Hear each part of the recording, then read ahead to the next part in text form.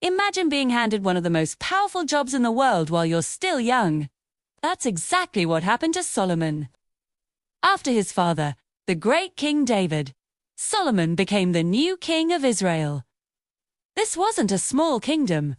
It was a large, bustling nation filled with all sorts of people, different opinions, and very real problems. Solomon knew that being a king wasn't just about wearing a crown and sitting on a throne. It meant making decisions that would affect countless lives, families, and the very future of his nation.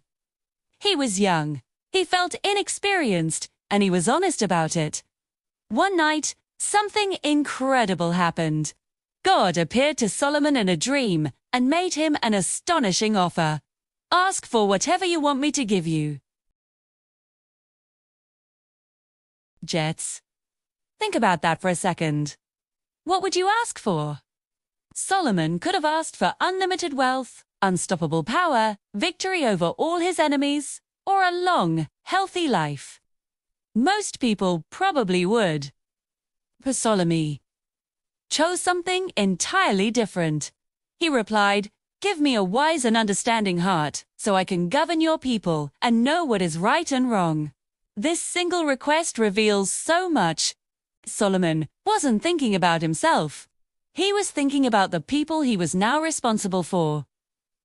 His priority was justice and good leadership.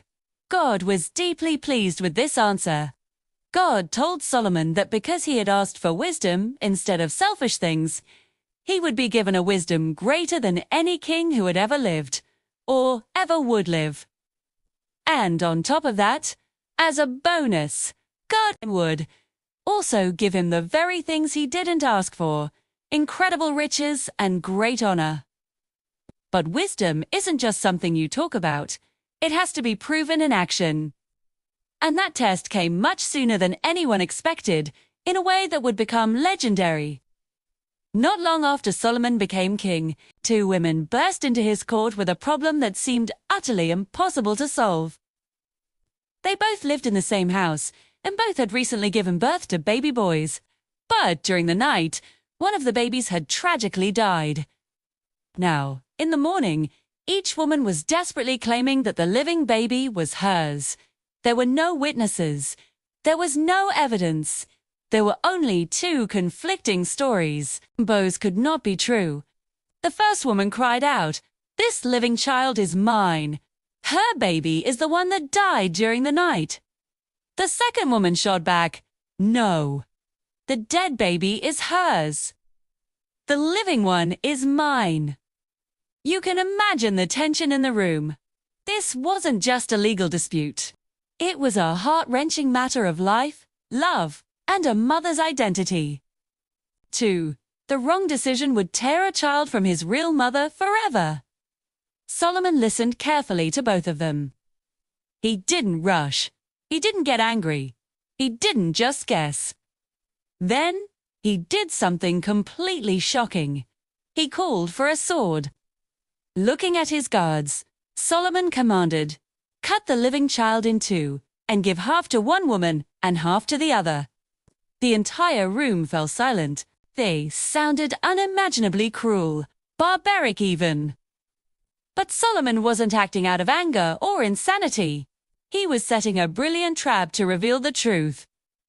Immediately, one of the women cried out in anguish, "Please, my lord, give her the baby. Just don't kill him." She was willing to give up her child to lose him forever, if it meant saving his life. Her love was selfless. The other woman, however, said coldly, "Go ahead. Cut him in two. Then neither of us can have him." In that instant, Solomon had his answer. The truth was laid bare. He pointed to the first woman and declared, "Give the living baby to her. Do not kill him. She is his mother." 2. Mother had been revealed by her unconditional love and her instinct to protect, no matter the personal cost. When the people of Israel heard about this judgment, they were in awe. They saw that their new king didn't just have intelligence, he had something much deeper. He had God-given wisdom. a wisdom that could see into the human heart, a wisdom that protected the innocent, and a wisdom that brought true justice. The story of Solomon's wisdom is so much more than just a clever courtroom trick here. It teaches us profound lessons that are just as relevant today as they were thousands of years ago. First, it shows us what true wisdom really is. Wisdom isn't the same as knowledge or being book smart. It's not about having all the facts or being the smartest person in the room. True wisdom is about understanding people, caring deeply about what is right, and making decisions that protect life and uphold truth. It's practical and compassionate. Second, this story reminds us that wisdom often begins with humility. Solomon became wise because he first admitted what he lacked. He didn't pretend to have all the answers. Instead, he humbly asked for help. That simple, honest request was the key that unlocked the door for God to work through him in an extraordinary way. Third, the story beautifully illustrates that love reveals truth. The real mother was willing to make the ultimate sacrifice, giving up her child to ensure his survival.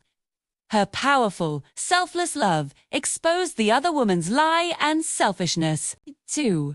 In our own lives, genuine love often acts as a light, revealing our true character and motives.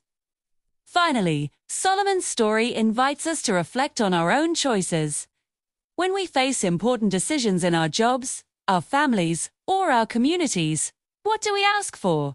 Do we seek power, control, or personal gain? Or like Solomon, do we seek understanding, fairness, and the wisdom to do the right thing for everyone involved? Solomon's story has endured for millennia, not just because it's dramatic, but because it's deeply human. It speaks to our universal need for guidance, compassion, and truth in a world that is often complicated and confusing. Reminds us that when we lead with wisdom, justice has a chance to flourish and lives are protected. And that is why wisdom, when sought with a humble and sincere heart, is truly one of the greatest gifts we can ever receive. Thanks for watching. If this story resonated with you, don't forget to like, subscribe, and share it with someone who might need this message today. See you in the next video.